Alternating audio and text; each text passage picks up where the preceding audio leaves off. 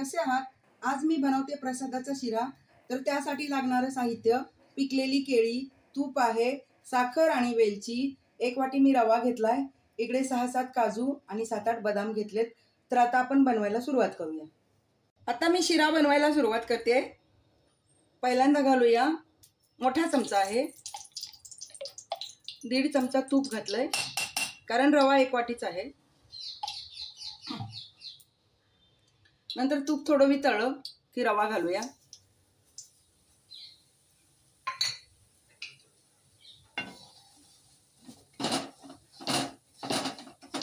रवा खरपूस भाजून घ्यायचा।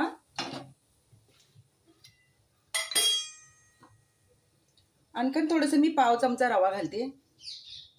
आपण रवा छान खरपूस भाजून घेऊया।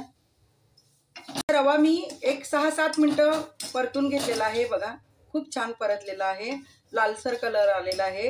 आता या स्टेजला आपण घालूया वेलची, उठलेली वेलची घालतीये, केळी घालूया, चिरलेली केळी आहेत। आपण हे असं चांगलं मिक्स करून घेऊया। केळी आणि रवा चांगला एकजीव झाला पाहिजे।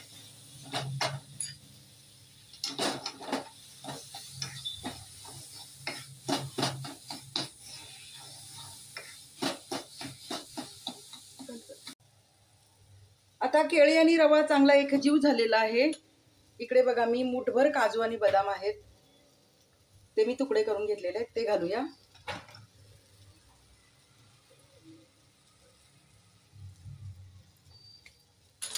तेही चांगलं मिक्स करून घेऊया।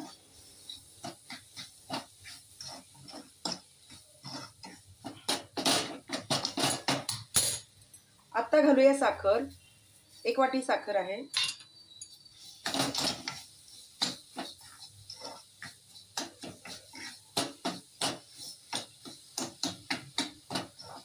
आता मी घालतीये दूध।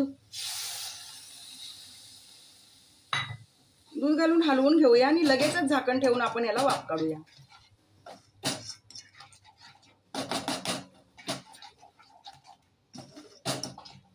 इकडे मी झाकण ठेवून रवा शिजत ठेवला होता, आता झालेला आहे। झाकण काढून घेऊया आणि हे बघा, रवा खूप फुललेला आहे, छान झालेला आहे। एक लक्षात घ्या, प्रसादाचा शिरा हा नेहमी तुपातच बनवायचा आणि दूध घालायचं, पाणी घालायचं नाही। तूप आणि दुधातच। केळी किमान 2 तरी असावीत, म्हणजे अगदी थोडासा शिरा बनवायचा असेल तर 2 केळी घ्या आणि तूप आणि दूध हे 3 गोष्टी लागतातच प्रसादाच्या शिऱ्याला, तरच त्याला छान चव येते। आता बघा, माझा हा शिरा बघा कसा फुललेला आहे। असा फुललेला असेल तर तो सुट्टा होतो, चिकट होत नाही। आणि मेन झाकण ठेवा, झाकण ठेवल्यानंतरच रवा फुगतो। तर बघा, आवडल्यास लाईक, कमेंट आणि सबस्क्राईब करा, कारण माझा न्यू चॅनल आहे, सपोर्ट करा फ्रेंड्स।